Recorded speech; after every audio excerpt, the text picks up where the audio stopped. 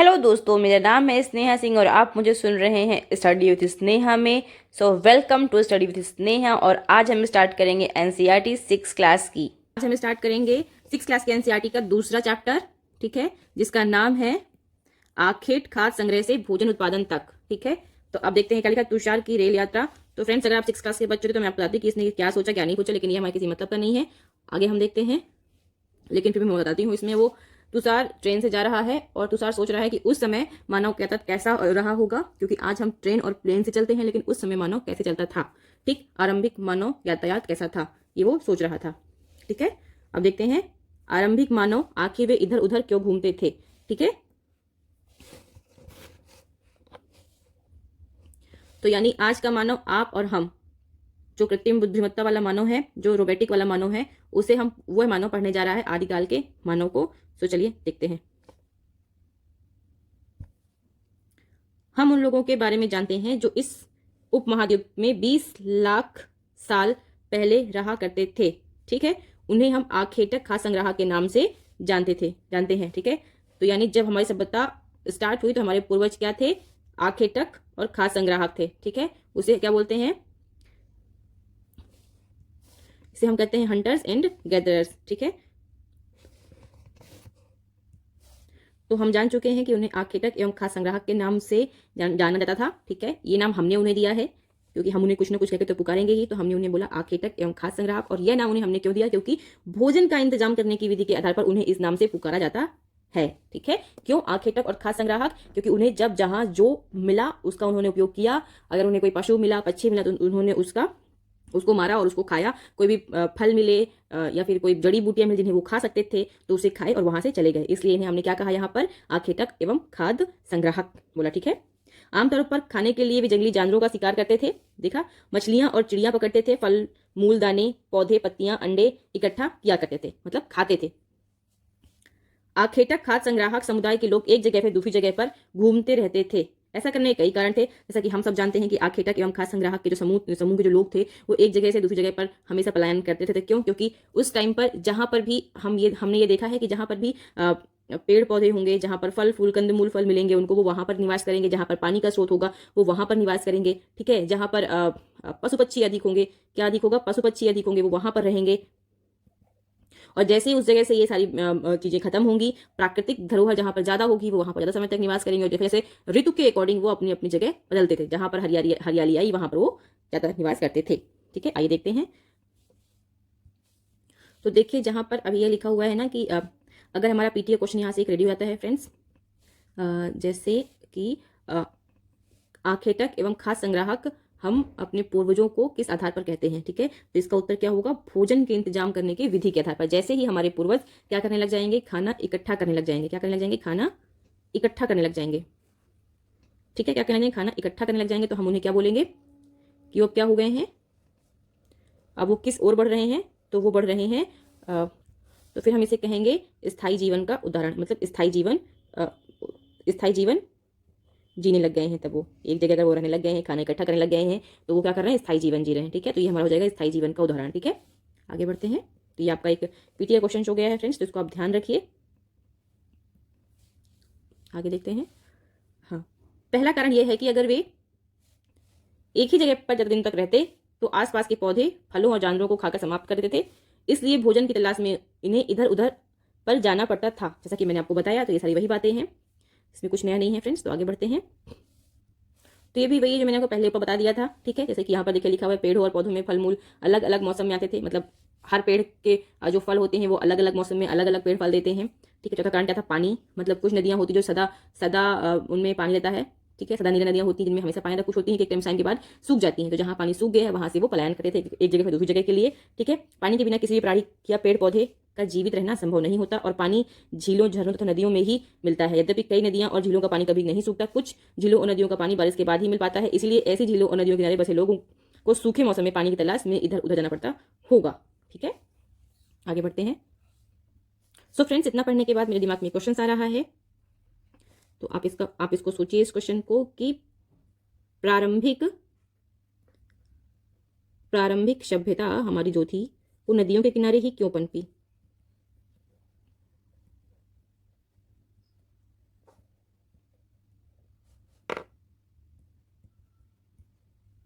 इसको आप सोचिए और इसका आप मुझे उत्तर दीजिएगा, ठीक है।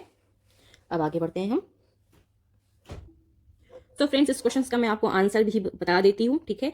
इसका मतलब हमारी जो अधिकांश प्राचीन सभ्यताएं मूल रूप से नदी घाटी क्षेत्रों में क्यों विकसित हुई हैं, इसका कारण आप लोगों को पता होना चाहिए। तो जैसे हम ऊपर पढ़ चुके हैं कि सिंचाई के लिए ताजे पानी की प्रचुरता है यहाँ पर, क्योंकि उस टाइम पे नदी घाटी जो हमारी थी, नदियां जो थी उसी क्षेत्र पर थी, ठीक है। जहाँ नदी थी वहाँ सभ्यता थी, ठीक है। और जो समतल उपजाऊ मैदान भी वहाँ पर था, ठीक है। समतल उपजाऊ मैदान की भी हमको प्राप्ति उधर होती थी, ठीक है। जो कृषि और पालतू जानवरों के चारागाह के लिए अनुकूलित होते हैं, साथ ही आवागमन का अच्छा साधन भी है। मतलब यहाँ पर अगर पानी है, जमीन अच्छी है, उपजाऊ है, तो ऑब्वियस है कि यहाँ पर क्या होगा, पेड़ पौधे अच्छे होंगे, जिससे हमारे जानवर जो हमने पाल रखे हैं उनके चरने के लिए भी उचित व्यवस्था हो जाएगी। और मानव की तो व्यवस्था हो ही रही है, इसलिए यहाँ पर क्या हुई, सभ्यता का विकास हुआ, ठीक है। प्राचीन सभ्यताएं, अधिकतर प्राचीन सभ्यताएं पूरे संसार में कहाँ पनपी हैं, नदी घाटियों के किनारे ही पनपी हैं, ठीक है। तो आप लोगों को इसका उत्तर मिल गया होगा। अब आपको थोड़ा और सोचना है और ध्यान से देखना है और पढ़ना है, ठीक है। आइए आगे देखते हैं।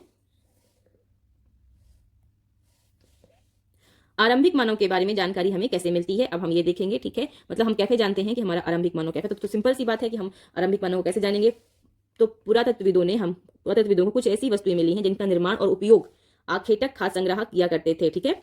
जैसे मान लीजिए कि अभी जैसे हम जीवित हैं तो हमारे पास टीवी, फ्रिज, या फिर हम किस तरह के बर्तन का इस्तेमाल करते हैं, किस तरह का हमारे पास चूल्हा है, हम क्या खाते हैं। तो अगर ये सभ्यता अचानक से नष्ट होती है या धीमे धीमे नष्ट होती है, तब भी कुछ ना कुछ तो साक्ष्य छूटेंगे यहाँ पर ना। हमारी लकड़ी छूट रही है, हमारी एसी, टीवी, फ्रिज, कूलर कुछ भी छूट रहा है, तो वो जमीन के अंदर रह जाता है या फिर ऊपर ही पड़ा रह जाता है। तो कभी कभी खुदाई करने पर कुछ अवशेष मिलते हैं, कुछ ऐसे ही मिलते। तो हमारे जो पुरातत्वविद थे उनकी जांच पड़ताल करते हैं और पता लगाते हैं कि ये कितना पुराना है, ठीक है। उस अकॉर्डिंग बताते हैं कि हमारे प्राचीन टाइम के जो मानव थे, हमारे जो पूर्वज थे, जो आदिम मानव थे, वो किस तरीके थे, उनका जीवन किस तरह का था। तो उनके जो उनके बचे हुए औजार हैं, जो उनकी बची हुई चीजें हैं, उसके द्वारा हम पता लगाते हैं, ठीक है। तो आइए आगे देखते हैं। अब देखिए, यह संभव है कि लोगों ने अपने काम के लिए पत्थरों, लकड़ियों और हड्डियों के औजार बनाए हों। इनमें से पत्थरों के औजार आज भी बचे हुए, जैसे मैंने कहा ना कि कुछ तो ऐसा बचा होगा ना जिससे हम ये तय कर सकें कि ये किस टाइम का मानव है और ये किस तरह के औजार का उपयोग करता था, क्योंकि हम इन्हें बोल रहे हैं हंटर एंड गैदरर्स हैं, ये आर्किटेक्ट हैं। तो कुछ तो ऐसा काम करते, मतलब जिस भी चीज से जानवर अगर मार के खाते थे, तो ये जानवर किस चीज से मारते थे, पत्थर से मारते थे, कुल्हाड़ी से मारते थे, लोहा से, मतलब किस चीज से मारते थे, वो उसके अवशेष क्या है, हमारे किस आधार पर हम कह रहे हैं, ये हम जानेंगे यहाँ से, ठीक है। आइए, तो यहाँ पे ये कह रहा है ना कि अपने काम के लिए पत्थरों, लकड़ियों, हड्डियों के औजार बनाए हों। इनमें से पत्थरों के औजार आज भी बचे हैं, ठीक है।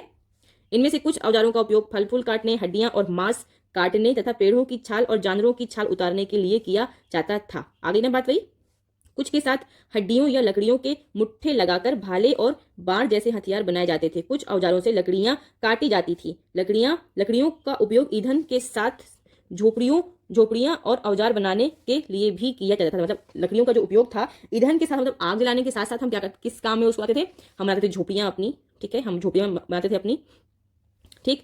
और औजार बनाने के लिए भी, मतलब हम औजार भी बनाते थे, ठीक है। आगे बढ़ते हैं। तो मैं आपको बता दूं, ये तो जो भी कारण थे, जो भी हमने जाना, वो तो एक अलग चीज है। आइए अब कुछ आप लोग नोट डाउन करिएगा, मैं आपको एक नोट्स बनवाती हूँ, उसे प्लीज आप लोग भी नोट डाउन कर लीजिएगा अपने साथ साथ में। आरंभिक मानव के बारे में जानकारी हमें कैसे मिलती है। तो पुरातत्वविदों ने किस आधार पर खोजा है और जानकारी के कौन कौन से स्रोत थे, आइए जानते हैं। तो देखिए, प्राचीन इतिहास जानने के महत्वपूर्ण स्रोत। तो पहला स्रोत हमारा क्या है, पहला है पुरातात्विक स्रोत, दूसरा है साहित्यिक स्रोत और तीसरा विदेशी यात्रियों के विवरण, ठीक है। तो देखिए, पुरातात्विक स्रोत में हम क्या जानते हैं, कैसे लोहा थे, कैसे औजारों का प्रयोग करते थे, कैसे कैसे किस शेप में बनता था, पहले की जहाजें कैसी थी, कैसे यातायात थी, सब हम चीजें पुरातात्विक स्रोत में जानते हो। साहित्यिक स्रोत जैसे ऋग्वेद हो गया, और विदेशी यात्रियों के, जो विदेश से आए हुए यात्री, जिन्होंने हमारे बारे में क्या लिखा है, हमारे साहित्य के बारे में क्या लिखा है, लोगों के बारे में क्या लिखा है, आदि चीजें। आगे देखते हैं। ये देखिए दूसरा है, आप देखिए पहला था हमारा पुरातात्विक स्रोत, उसके अंतर्गत क्या आता है, इसके अंतर्गत आते हैं अभिलेख,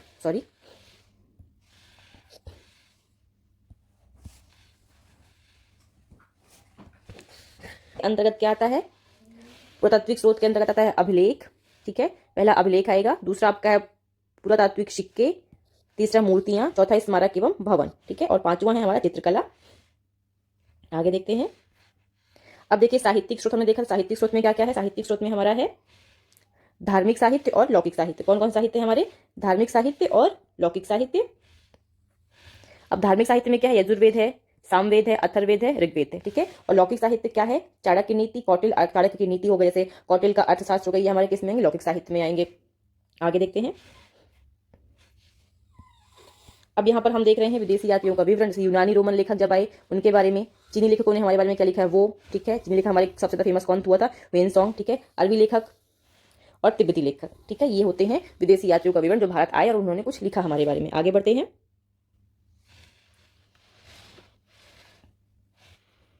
जैसा कि हमने जाना हमारे पुरातात्विक स्रोत हमें कहाँ से और किस प्रकार से मिलते हैं और कितने होते हैं, तो भी मैंने आपको बताया है, वो सारे एग्जाम के अकॉर्डिंग बहुत इंपॉर्टेंट है, तो आप उनको याद कर लीजिएगा। आगे बढ़ते हैं, ठीक है। पुरातत्वविदों को कुछ ऐसी वस्तुएं जिनका निर्माण और उपयोग आखेटक खास संग्रह किया करते थे। सो फ्रेंड्स, वो सब वही है जो मैंने आपको बताया है, इससे ज्यादा इंपॉर्टेंट कुछ भी नहीं है। आगे बढ़ते हैं। देखिए, पहले ये लोग इनका जो यहाँ पर था, पत्थर के औजारों का उपयोग बनाए इंसान ने, एक मिनट, इंसान के खाने योग्य जड़ों को खोदने के लिए किया जाता था। और दाई में जो बना हुआ है ना चिन्ह, वो ये जो इमेज बनी हुई है, जानवरों को खाल से बने वस्त्रों को सिलने के लिए किया जाता था, ठीक है। तो देखिए यहाँ पर जो इतने मोटे मोटे पत्थर थे वो किस यूज में थे कि मतलब अगर आपको पेड़ तोड़ना है या फिर किसी जानवर को मारना है तो उसे खाल भी उधेड़नी है तो कुछ हद तक चीजें काम आती थी, ठीक है। लेकिन इसे वस्त्र सिलना है, किसी को कट करना है, जानवरों की छाल को पतला पतला छीलना है, वो इस तरह के पतले नोक वाले पत्थर से काम आते थे, ठीक है। आगे बढ़ते हैं।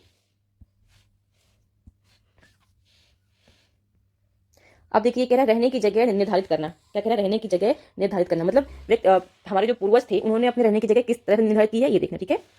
तो क्या है? पूरा स्थल। यहाँ पर देखिए क्या लिखा हुआ है? पूरा स्थल। पूरा स्थल का मतलब होता है प्लेस, मतलब वो कहाँ पे रहते थे, ठीक है। तो अब देखिए जिस तरह क्लास 6 के एनसीईआरटी में जो जगह दी हुई है कि हमें हमारे पूर्वजों के बारे में कहाँ से क्या पता चला है उसके बारे में हम जानेंगे, तो हमें 6 क्लास में भी पूरा स्थल देखने को मिलेंगे, 7th क्लास में भी देखने को मिलेंगे और 8th क्लास में भी मिलेंगे, ठीक है। तो अब हम देखेंगे 6 क्लास के एनसीईआरटी के अकॉर्डिंग कौन कौन से पूरा स्थल दिए हुए हैं, कुछ उनमें से मैं आपको बताऊंगी। सो ये जो लेसन है अब ये बहुत इंपॉर्टेंट होने वाला है, आइए देखते हैं, ठीक है।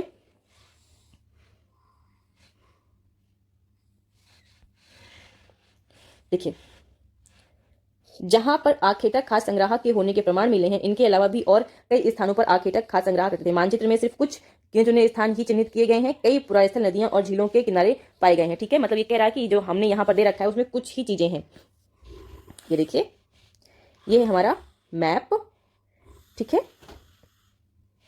सो फ्रेंड्स, जितना अच्छा आपका मैप प्रिपेयर होगा उतनी अच्छी आपकी प्रिपरेशन होगी। तो आप इस चीज़ को दिमाग में रख लीजिए कि आपको सबसे ज़्यादा अपनी मैप को प्रिपेयर करना है, क्योंकि अगर आपको एक बार ये मैप जो है ये प्रिपेयर हो गया है तो आप ये समझिए कि आपकी आधी प्रॉब्लम सॉल्व हो गई है, ठीक है। तो देखिए यहाँ पे जो ये रेड का चिन्ह बना हुआ है ये है पूरा पाषाणिक पुरा स्थल, ठीक है। ये वाला है हमारा नौ पाषाणिक स्थल और ये है महापाषाणिक पुरा स्थल, यहाँ पर आरंभिक गांव और आधुनिक नगर। आइए देखते हैं पूरा पाषाणिक पुरा स्थल कौन कौन से थे। जो यहाँ पर देखिए लिखा हुआ है कुरनूल की गुफाएं जो थी वो क्या थी, पूरा पाषाणिक पुरा स्थल में आता है ये भी। सो फ्रेंड्स, अगर आप ऐसे पढ़ेंगे तो आप बहुत फायदे में रहेंगे। देखिए पहले अभी कुछ टाइम पहले ही एक क्वेश्चन आया था कि निम्नलिखित में से कौन सा स्थल सैन्य सभ्यता से है, ठीक है। तो कुछ स्थल जो है ये डाल दिया, कहीं ये डाल दिया, कहीं ये डाल दिया, 3-4 उठा के डाल देगा और क्रम लिखेगा 1 ऐसे लिखेगा। यहाँ पे मान लीजिए 1 है, यहाँ पर 2 है, यहाँ पर 3 है, यहाँ पर 4 है, ऐसे लिखेगा और उसमें आपसे पूछेगा कौन सा करेक्ट आंसर है। तो फ्रेंड्स, अगर आप कायदे से पढ़ेंगे तो आपको इसका सही आंसर देखने को मिल जाएगा और आपको पता होगा कि आपको कैसे पढ़ाई करनी है। और प्रीलिम्स के लिए आपको पता होना चाहिए कि कौन सा स्थल पूरा पाषाण काल का है, कौन सा मध्य पाषाण काल का है, कौन सा नव पाषाण काल का है। और ऑप्शनल के लिए भी आपको यही पता होना चाहिए, क्योंकि मैपिंग यही पूछता है कि एक प्रसिद्ध पूरा पाषाणकालीन स्थल, ठीक है। तो आपको अब पहचानना पड़ेगा कौन सा पूरा पाषाण काल का स्थल है, कौन सा नव पाषाण काल का है, कौन सा मध्य पाषाण काल का है। तो अगर आपको याद रहेगा तो आपको पता रहेगा, ठीक है। तो देखिए ये हो गया पूरा पाषाणिक पूरा स्थल, ठीक है। तो अब देखते हैं, तो अब देखिए नर्मदा नदी के पास में ये है हमारी भीमबेटका, ठीक है, ठीक है। अब देखिए यहाँ पर है कुरनूल की गुफाएं जो मैं बता चुकी हूँ। देखिए लिखा हुसंगी, ठीक है। ये भी हमारी क्या है, पूरा पाषाणिक पूरा स्थल ही है, ठीक है। अब यहाँ पर ये भीमबेटका आप देख चुके हैं, इतनी ही हमारी क्या है, पूरा पाषाणिक पूरा स्थल है। अब देखते हैं हम नौ पाषाणिक पूरा स्थल। तो नौ पाषाणिक पूरा स्थल में कौन सी है, पय्यमपल्ली, ठीक है। दूसरा है हल्लूर, ठीक है। और तीसरा है हमारा कोलडीवा, चौथा है महागढ़ा और पांचवा है चिराद, छठवां है मेहरगढ़ और सातवां है बुरझुम। अब मृत्यु इसमें क्या क्या पाया गया है, ठीक है। और ये आपका यहाँ पे है दाऊजली हिंडिंग। तो हमें कोलडीवा से क्या मिला है, कोलडीवा से मिला है चावल का प्राचीनतम साच, ठीक है। कोलडीवा से क्या मिला है, चावल का प्राचीनतम साच, ठीक है। इसे याद रखिएगा। चावल का प्राचीनतम साच बेलन घाटी, ठीक है। और चिरान से क्या मिला, चिरान से हमको मिला है हड्डी, ठीक है। एकमात्र नौ पाषाणिक काल जहां से आपको क्या मिला है, हड्डी के साक्ष्य मिले हैं। आगे बढ़ते हैं।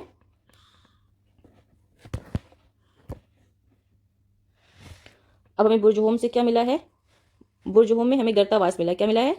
गर्तावास। ठीक है। और यहाँ पर बुर्जहोम में ही हमें मनुष्य के साथ पर दफना हुआ जानवर का साक्ष्य मिला है। ठीक है।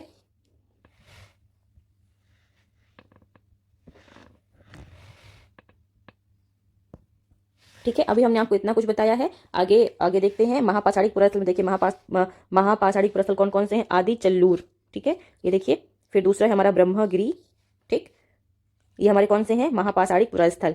अब देखें आरंभिक गांव। आरंभिक गांव कौन कौन से? जैसे इमाम गांव। ठीक है, यहाँ पे लिखा है इमाम गांव। ओके। और आधुनिक गांव, आधुनिक नगर क्या है? जैसे ये मुंबई हो गया, जैसे कोलकाता हो गया, क्या हो गया? आधुनिक हो गया। और इमाम गांव क्या हो गया? ये हमारा आरंभिक हो गया। ठीक है, आगे बढ़ते हैं।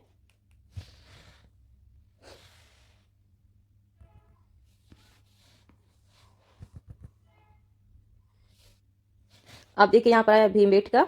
ठीक है, और भीमबेटका जो है आधुनिक मध्य प्रदेश। ठीक है, ये हमारा मध्य प्रदेश में स्थित है। ठीक है, इस पुरास्थल पर गुफाएं व अकंदराएं मिली हुई हैं। ठीक है, लोग इन गुफाओं में इसलिए रहते थे क्योंकि यहाँ उन्हें बारिश, धूप और हवाओं से राहत मिलती थी। ये गुफाएं नर्मदा घाटी के पास है। ठीक है, तो अब सिंपल सी बात, यहाँ पे क्या मिला है? यहाँ पर कौन से पुरास्थल है? गुफाएं हैं और कंदराएं मिली हैं। ठीक है, और ये गुफाएं होगी। अब सोचिए और मुझे बताइए कि लोगों ने जगह क्यों चुनी होगी। और देखिए यहाँ पर पहले के लोग कैसी पेंटिंग करते हैं, उसका ये चित्र है। ठीक है, ये जो एक सेल चित्र है वे हमें एमपी और यूपी पे मिला है। ठीक है, देखिए लिखा है जिन गुफाओं में लोग रहते थे उनमें से कुछ की दीवार पर चित्र मिले हैं। इनमें कुछ सुंदर उदाहरण मध्य प्रदेश और दक्षिण उत्तर प्रदेश की गुफाओं से मिले हैं, मिले चित्र हैं। इनमें जंगली जानवरों की बड़ी कुशलता से सजीव चित्रण किया गया है। ये देखिए फ्रेंड्स, उस टाइम के देखिए यहाँ पर आपको दिख रहा होगा जो हल्के हल्के पत्थरों पे उकेरा गया है। ये देखिए, ये दिख रहा है आपको, ये देखिए दिख रहा है। तो एक जानवर का चित्र है। ऐसे इस पूरी दीवार पर चित्रित है, बस आपको गौर से देखने की जरूरत है। अब देखिए यहाँ पर लिखा हुआ है पुरा स्थल। पुरा स्थल, ठीक है, पुरा स्थल किसे कहते हैं? तो पुरा स्थल उस स्थान को कहते हैं जहां औजार, बर्तन और इमारतें जैसी वस्तुओं के अवशेषण मिलते हैं। ठीक है, ऐसी वस्तुओं का निर्माण लोगों ने अपने काम के लिए किया था और बाद में वे उन्हें वहीं छोड़ गए। ये जमीन के ऊपर, अंदर, कभी कभी समुद्र और नदी के तल में भी पाए जाते हैं। इन पुरा स्थलों के बारे में आपको अगले अध्याय में मिलेगा। मतलब अभी आप 6 क्लास के एनसीईआरटी पढ़ रहे हैं, इसलिए इसमें बहुत ज्यादा विवरण नहीं दिया हुआ है। जैसा कि मैंने आपको पहले बताया कि पूरा स्थल क्या है, मतलब जहां पर हमको बर्तन मिलेंगे, औजार मिलेंगे, इमारतें मिलेंगी, उस टाइम पे यूज किए जाने वाला सामान मिलेगा, उसे हम क्या बोलते हैं? पूरा स्थल बोलते हैं। ठीक है, रुकिए मैं आपको एक क्वेश्चन दिखाती हूँ। सो फ्रेंड्स देखिए, ये है वो क्वेश्चन जिसके बारे में बात कर रही थी। निम्नलिखित में से किस स्थल से मानव कंकाल के साथ कुत्ते का कंकाल भी शवाधान से प्राप्त हुआ है? तो ये है बुर्जहोम। ठीक है, देखा 6 क्लास के एनसीईआरटी से यूपी लोअर्स में इसका क्वेश्चन आया था। आप लोग देख लीजिए। ऐसे यूपीपीसीएस सभी एग्जाम्स में, क्या किसी एग्जाम का नाम लूं, आप लोग देख लीजिए। इसका आंसर बुर्जहोम है। आगे बढ़ते हैं। अब हम देखेंगे आग की खोज। सो फ्रेंड्स अभी आप जैसे यहाँ पे देख रहे थे ना कि यहाँ पर बुर्जहोम, तो आपको याद होगा बुर्जहोम हमने कहाँ पढ़ा था? तो बुर्जहोम हमने पढ़ा था यहाँ पर, जहाँ पे मैंने आपको कहा था बुर्जहोम में हमें मनुष्य के साथ बकरी को दफनाने का भी साक्ष्य मिला है। और यहाँ पर क्या मिला है? हमको मिला है यहाँ पर गर्तावास। ठीक है, हम कुरनूल की गुफा देख चुके हैं। यहाँ राख के अवशेष मिले हैं। कुरनूल की गुफा में क्या मिला है? राख के अवशेष मिले हैं। इसका मतलब यह है कि आरंभिक लोग आग जलाना सीख गए थे। ठीक है, आग का इस्तेमाल कई कार्यों के लिए किया गया होगा, जैसे कि प्रकाश के लिए, मांस पकाने के लिए, मांस भूनने के लिए और खतरनाक जानवरों को दूर आदि भगाने के लिए। ठीक है, नाम और तिथियां। जिस काल के बारे में पढ़ रहे हैं, पुरातत्वविदों ने उनके बड़े बड़े नाम रखे हैं। आरंभिक काल को वे पूरा पाषाण काल कहते हैं। क्या कहते हैं? पूरा पाषाण काल कहते हैं। यह दो शब्दों पूरा यानी प्राचीन और पाषाण यानी पत्थर से बना है। यह नाम पुरा स्थलों से प्राप्त पत्थर के औजारों के महत्व को बताता है। देखिए एक छोटी सी 6 क्लास के एनसीईआरटी में कितनी बड़ी बात बता दी कि पुरा स्थलों जो हम बोलते हैं पूरा पाषाण काल, ये पुरा स्थलों से प्राप्त पत्थर के औजारों के महत्व को बताता है। ठीक है, पूरा पाषाण काल 20 लाख साल पहले से 12,000 साल पहले के दौरान माना जाता है। इस काल को भी 3 भागों में विभाजित किया गया है, आरंभिक, मध्य एवं उत्तर पूरा पाषाण युग। मानव इतिहास की लगभग 99% कहानी इसी काल के दौरान घटित हुई है। ठीक है, जिस काल में हमें पर्यावरण बदलाव मिलते हैं उसे मेसोलिथिक यानी मध्य पाषाण युग कहते हैं। इसका समय लगभग 12,000 साल पहले से लेकर 10,000 साल पहले तक माना गया है। इस काल के पाषाण औजार आमतौर पर बहुत छोटे होते थे। इन्हें माइक्रोलिथ यानी लघु पाषाण काल पाषाण कहा जाता है। मतलब आप देखिए एक पीटीए क्वेश्चन यहाँ से रेडी हो गया है कि जो तो हम यहाँ पर क्या बात कर रहे हैं? हम बात कर रहे हैं कि पूरा पाषाण काल को हमने 3 भागों में बांटा है, जिसमें से जो मेसोलिथिक है वो मध्य पाषाण युग को बोलते हैं। ठीक है, और मध्य पाषाण युग में यूज किए गए जो उपकरण हैं उन्हें हम क्या बोलते हैं? माइक्रोलिथ बोलते हैं। ठीक है, यानी लघु पाषाण। ठीक है, माइक्रोलिथ। तो अगर पूछता है कि देखिए यहाँ पे लिखा है ना मेसोलिथ यानी मध्य पाषाण युग कहते हैं। इसका समय क्या है? 12,000 से 10,000 साल पहले तक माना गया है। इस काल के पाषाण औजार आमतौर पर बहुत छोटे होते थे, इन्हें क्या बोलते थे, माइक्रोलिथ। ठीक है, इस टाइम के जो औजार है उन्हें क्या हम बोल रहे हैं, माइक्रोलिथ बोल रहे हैं। ठीक है, प्रायः इन औजारों में हड्डियों या लकड़ियों के मुट्ठे लगे हंसिया और आरी जैसे औजार मिलते हैं। तो हमें कब से देखिए यहाँ पर हड्डियों और लकड़ियों के मुट्ठे लगे हंसिया और आरी जैसे औजार मिले हैं। कब, मध्य पाषाण काल की बात हो रही है यहाँ पे। ठीक है, साथ साथ पूरा पाषाण युग वाले औजार भी इस दौरान बनाए जाते रहे हैं। हाँ, सिंपल सी बात है कि कोई तुरंत तो छोड़ने का बहुत समय लगता है, कई साल गुजर जाते हैं चीज़ों को एक पीढ़ी से दूसरी पीढ़ी तक चीज़ें जाने में। ठीक है, अगले युग की शुरुआत लगभग 10,000 साल पहले से होती है। इसे नवपाषाण युग कहा जाता है। नवपाषाण का क्या मतलब होता होगा, आइए जानते हैं। हमने कुछ ऐसे स्थानों के नाम दिए हैं, अगले अध्याय में तुम्हें ऐसे अनेक नाम मिलेंगे। अक्सर हम पुराने स्थानों के लिए उन नामों का प्रयोग करते हैं जो आज प्रचलित है, क्योंकि हमें ज्ञात नहीं है कि उस काल में इनके क्या नाम रहे होंगे। ठीक है, सो फ्रेंड्स देखो, जैसे यहाँ पर इसने बोला है कि औजारों में हड्डियां या लकड़ियों के मुट्ठे लगे हंसिया और आरी जैसे औजार मिलते थे। ठीक है, तो ठीक है, साथ साथ पूरा पाषाण युग वाले औजार भी इस दौरान बनाए जाते रहे होंगे। ठीक है, लेकिन इसके पहले इसने हमसे एक बात बोली है कि यहाँ पर कुछ हड्डियों के अवशेष भी हमको मिले हैं। तो आप मुझे बता सकते हैं कि हड्डी से निर्मित आभूषण भारत अब देखिए, ये पीटी का क्वेश्चन बन सकता है कि मध्य पाषाण काल में हड्डी से निर्मित आभूषण कहाँ मिले हैं। तो ये हमें मिला है उत्तर प्रदेश के प्रतापगढ़ जिले में पड़ता है महदहा। ठीक है, हमें वहाँ से हड्डियों से निर्मित आभूषण मिले हैं। ठीक है, ये मध्य पाषाण काल की बात ही है। तो दोस्तों, कभी आपने ये सोचा है कि इतना ज़्यादा बदलाव कैसे आ गया कि एक मानव जो आखेटक एवं संग्राहक था, वो अचानक से उसने इतना कुछ कैसे सीख लिया। जो मानव सिर्फ और सिर्फ प्रकृति पर ही निर्भर था, वो इतना, भले धीमे धीमे ही सही, लेकिन उसने बहुत कुछ सीखा। कैसे, जैसे जैसे उसके दिमाग का विकास होता गया, उसका विकास होता गया, वैसे वैसे चीज़ों को वो एब्जॉर्ब करना सीख गया और धीमे धीमे चीज़ें बदलती गई। जैसे, और सबसे ज़्यादा इसमें इम्पॉर्टेंट रोल जो प्ले किया, वो किसने प्ले किया, बदलती जलवायु ने। क्योंकि अगर एक जगह की जलवायु बदलेगी तो ये चीज़ें बहुत चेंज हो जाती हैं। ठीक है, देखिए यहाँ पर दिए हुई है, लगभग 12,000 साल पहले दुनिया की जलवायु में बड़े बदलाव आए और गर्मी बढ़ने लगी। इसके परिणाम स्वरूप कई क्षेत्रों में घास वाले मैदान बनने लगे। जहाँ जमीन बंजर थी, वहाँ क्या उगने लग गई, वहाँ पर उगने लग गई घास। ठीक है, जिससे हिरण। सो फ्रेंड्स, अब समझिए, अगर जलवायु किसी भी जगह की जलवायु चेंज हो जाती है तो इंसान पे, वहाँ के रहन सहन पे, वहाँ के वातावरण पे, वहाँ पे उगने वाली फल फूल सब्जियाँ पेड़ पौधे, उन सब पे अंतर आता ही आता है। तो देखिए, ये बोल रहा है कि 12,000 साल पहले दुनिया की जलवायु में बड़े बदलाव आए थे। ठीक है, उसके परिणाम स्वरूप कई जानवर हुए, मतलब जानवरों की संख्या ज़्यादा हुई। ठीक है, सिर्फ भेड़ बकरी गाय, उन जानवरों की संख्या बढ़ी जो घास खाकर जिंदा रह सकते थे। ठीक है, तो गाय भी प्रचलित है। ठीक है, इसका अस्तित्व तो मतलब ये बहुत ज़्यादा फेमस हुई है वैदिक काल में, लेकिन अभी भी गाय के साथ हमको मिले हैं। ठीक है, और यही वो टाइम है जब मनुष्य ने इन जानवरों को पालतू जानवर बनाया और इनके साथ उसने समय व्यतीत किया। तो उसने देखा कि एक जानवर से कैसे दूसरा जानवर बनता है। ठीक है, जो लोग इन जानवरों का शिकार करते थे, वे भी इनके पीछे आए और इनके खाने पीने की आदतों और प्रजनन के समय की जानकारी हासिल करने लगे। ठीक है, देखा, इनके प्रजनन के समय की जानकारी भी हासिल करने लगे। मतलब दो जानवर, अगर उन्होंने, उनका ये उद्देश्य रहा होगा कि अगर जब तक हमें इस जगह पर सब्जी मिल रही है, फल फूल मिल रहे हैं, जानवर मिल तक, तो हम इन सबको खा रहे हैं। ठीक है, और जो हमने पाल के रखा है जानवर, ठीक है, जो हमने जानवर पाल के रखा है, उसे हम तब यूज करेंगे जब हमारे खाने की सामान खत्म हो जाएगा इस खाने के, क्योंकि वो तो पालतू जानवर है। लेकिन इसके बाद उन्होंने ये देखा कि कैसे इनका प्रजनन हो रहा है और 2 से 3, 3 से 4 बन रहे हैं। ठीक है, हो सकता है कि तब लोग इन जानवरों को पकड़कर अपनी जरूरत के अनुसार पालने की बात सोचने लगे हों। साथ ही इस काल में मछली भी भोजन का महत्वपूर्ण स्रोत बन गई। तो हमको एक और क्वेश्चन में आंसर मिल जाता है, पीटीए क्वेश्चन बनेगा हमारा मछली। ठीक है, मछली भी भोजन का महत्वपूर्ण स्रोत बन गई थी। ठीक है, और ये देखिए कि सबसे पहले पालतू जानवर जो बना हमारा, वो क्या था, कुत्ता था। ठीक है,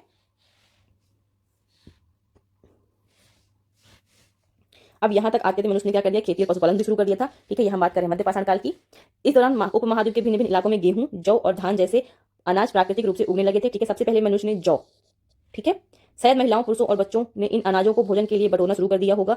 साथ ही वे यह भी सीखने लगे होंगे कि ये अनाज कहाँ उगते हैं और कब पककर तैयार होते हैं। मतलब सिंपल सी बात है कि व्यक्ति ने देखा कि मान लीजिए कि एक बीज, पहले तो उन्हें बीज मिला होगा। ठीक है, बीज से उन्होंने देखा कि ये पौधा है, पौधा से कुछ इस तरह के बीज निकल रहे हैं। अब वो उन बीजों को उन्होंने क्या किया, लगाया, और उससे एक बड़ा सा पेड़ बना और उसे उन्होंने क्या किया, अब्जॉर्ब किया। ये पेड़ कैसे बन रहा है, कब पक रहा है। धीमे धीमे वो सीख गए कि ये कब उगता है और ये कब पकता है और इसे कब हमें काटना है। ठीक है, ऐसा करते लोगों ने इन अनाजों को खुद पैदा करना सीख लिया होगा। इस प्रकार धीरे धीरे वो क्या बन गए, कृषक बन गए। ठीक है। अब यहाँ से मानव का स्थायी जीवन क्या हो जाएगा, शुरू हो जाएगा। इस तरह लोगों ने अपने घरों के आसपास चारा रखकर जानवरों को आकर्षित कर उन्हें पालतू बनाया होगा। सबसे पहले जिस जंगली जानवर को पालतू बनाया गया वह कुत्ते का जंगली पूर्वज था। धीरे धीरे लोग भेड़, बकरी, गाय, सुअर जैसे जानवरों को अपने घरों के नजदीक आने को उत्साहित करने लगे। ऐसे जानवर झुंड में रहते थे और ज्यादातर घास खाते थे। अक्सर लोग अन्य जंगली जानवरों के आक्रमण से इनकी सुरक्षा किया करते थे और इस तरह धीरे धीरे वे पशुपालक बन गए। अब देखते हैं इनके बसने की प्रक्रिया क्या रही होगी। लोगों द्वारा पौधे उगाने, जानवरों की देखभाल करने को बसने की प्रक्रिया का नाम दिया गया है। ठीक है, अगर कोई आपसे पूछता है कि बसने की प्रक्रिया क्या है तो आप बता सकते हैं कि मतलब लोगों की तरफ पेड़ पौधों को उगाना, जानवरों की देखभाल को करना, ही हम बसने की प्रक्रिया का नाम देते हैं। अपनाए गए ये पौधे तथा जानवर अक्सर जंगली पौधों तथा जानवरों से भिन्न होते हैं। इनकी वजह यह है कि बसने की प्रक्रिया की दिशा में अपनाए गए पौधों या जानवरों का लोग चयन करते हैं। उदाहरण के लिए लोग आमतौर पर लोग उन्हीं पौधों और जानवरों का चयन करते हैं जिनके बीमार होने की संभावना कम हो। यही नहीं, लोग उन्हीं पौधों को चुनते हैं जिनसे बड़े दाने वाले अनाज पैदा होते हैं, साथ ही जिनकी मजबूत डंठलें अनाज के पके दानों के भार को संभाल सकें। ऐसे पौधों के बीज को संभाल कर रखा जाता है ताकि फिर से उगाने के लिए उनके गुण सुरक्षित रह सके। ठीक है, नॉर्मल बातें हैं, लेकिन ये भी सोचने वाली बात है कि उस टाइम का मानव कितना एडवांस मानव बनता जा रहा था कि उसे ये पता था कि किस तरह के अनाज को सजो कर रखना है, किस तरह के अनाज को कैसे आप आगे आकर देखेंगे कि मानव ने क्या किया कि जमीन पे गड्ढा खोद करके उसने अनाज को रखना चालू कर दिया। ठीक है, बड़े बड़े बर्तन बना करके अनाज को रखना चालू कर दिया, बर्तनों को पकाकर रखना चालू कर दिया उस तरह ताकि अनाज खराब ना हो। ठीक है, उन्हीं जानवरों को आगे प्रजनन के लिए चुना जाता है जो आमतौर पर अहिंसक होते हैं। क्या होते हैं? अहिंसक होते हैं। इसलिए हम देखते हैं कि पाले गए जानवर तथा कृषि के लिए अपनाए गए पौधे जंगली जानवरों तथा पौधों से धीरे धीरे भिन्न होते गए। मिसाल के तौर पर जंगली जानवरों की तुलना में पालतू जानवरों के दांत और सींग छोटे होते हैं। बिल्कुल सही बात है। अब देखिए, कह रहा है कि बसने की प्रक्रिया पूरी दुनिया में धीरे धीरे चलती रही। ठीक है, ये करीब 12,000 साल पहले शुरू हुई। मतलब बसने की प्रक्रिया कब चालू हुई है तो याद रखिएगा 12,000 साल पहले शुरू हुई है। ठीक है, वास्तव में आज हम जो भोजन करते हैं वो इसी बसने की प्रक्रिया की वजह से है। कृषि के लिए अपनाई गई सबसे प्राचीन फसलों में गेहूं तथा जौ है और गेहूं और जौ में भी हम सबसे पहले जौ को पाते हैं। ठीक है, उसी तरह सबसे पहले पालतू बनाए गए जानवरों में कुत्ते के बाद भेड़, बकरी आते हैं। ठीक है, पहले हमने कुत्ता पाला, फिर हमने भेड़ और बकरी पाली।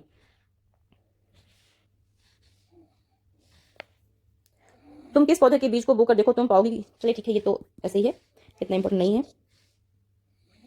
देखिए, इसमें लिखा है जानवर चलते फिरते खाद्य भंडार हैं। जानवर बच्चे देते हैं जिनसे उनकी संख्या बढ़ती है। अगर जानवरों की देखभाल की जाए तो उनकी संख्या तो बढ़ती है, साथ ही साथ उनसे दूध भी प्राप्त हो सकता है जो भोजन का एक अच्छा स्रोत है। यही नहीं, जानवरों से हमें मांस भी मिलता है। दूसरे शब्दों में पशुपालन भोजन के भंडारण का एक तरीका है। ठीक है,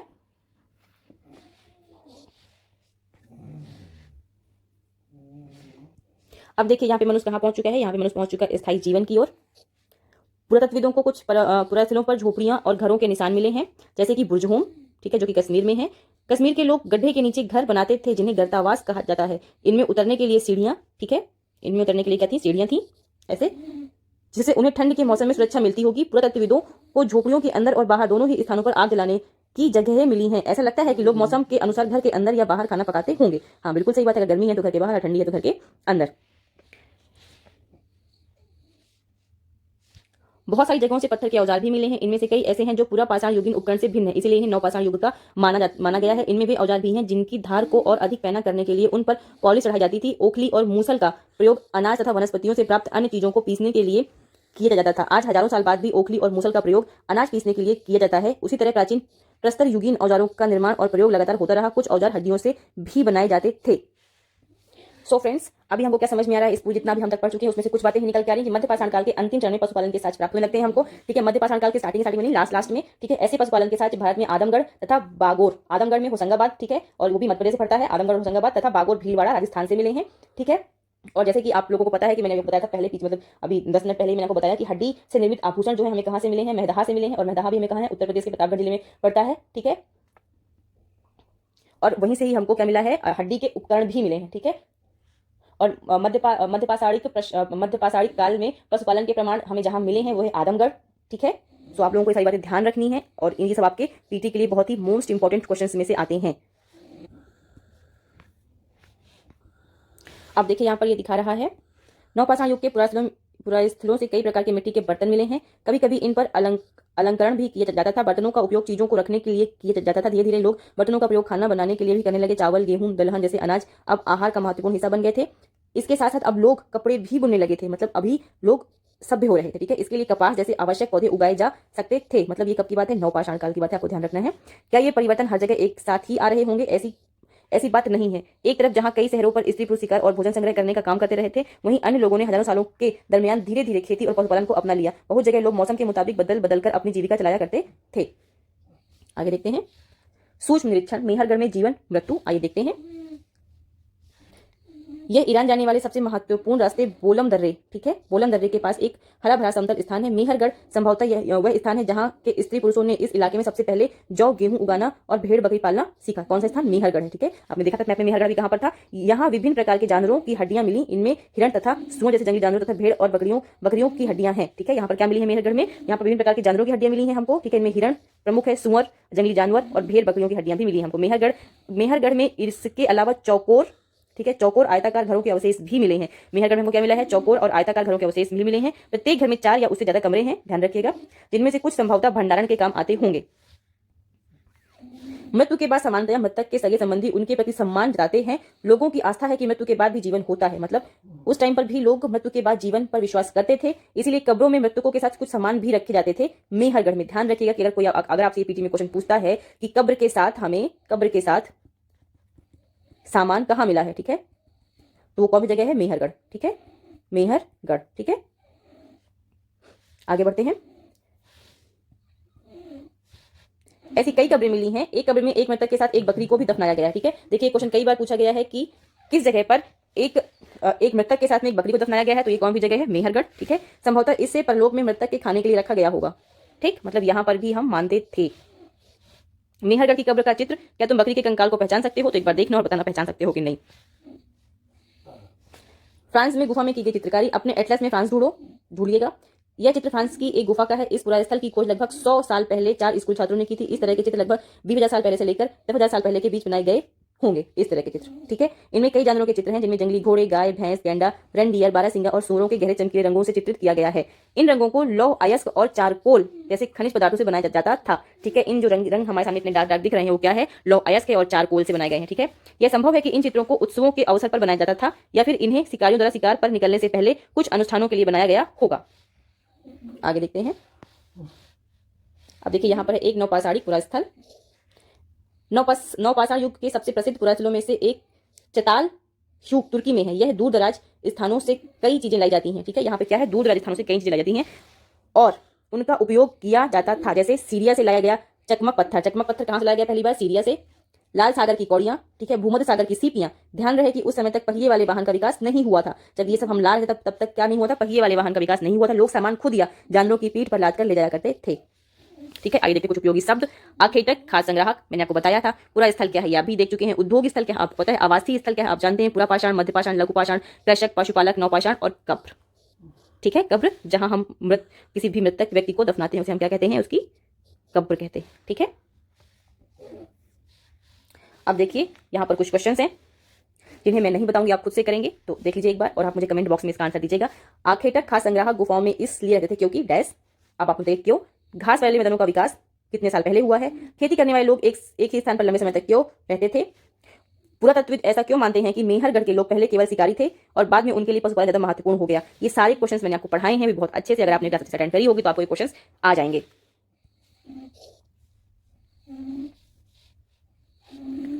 और देखिए आगे देखते हैं। आखेटक खाद्य संग्राहक एक स्थान से दूसरे स्थान पर क्यों घूमते थे? उनकी यात्रा और आज की हमारी यात्रा के कारणों में क्या समानताएं या क्या भिन्नताएं हैं? ये आप जरूर लिखिएगा, क्योंकि हमने जब पहले ही पढ़ा तभी से हमने इस क्वेश्चन को हमारे दिमाग में क्वेश्चन था, तो हमने पूरा लेसन पढ़ लिया है। उसके बाद ये आंसर हमको बहुत ही आसानी से आ जाना चाहिए, ठीक है। आखेटक खाद्य संग्राहक आग का उपयोग किन किन चीजों के लिए करते थे? क्या तुम आज आग का उपयोग इनमें से किसी चीज के लिए करोगे? कृषकों पशुपालकों का जीवन आखेटक खाद्य संग्राहकों के जीवन से कितना भिन्न था? 3 अंतर बताओ, ठीक है।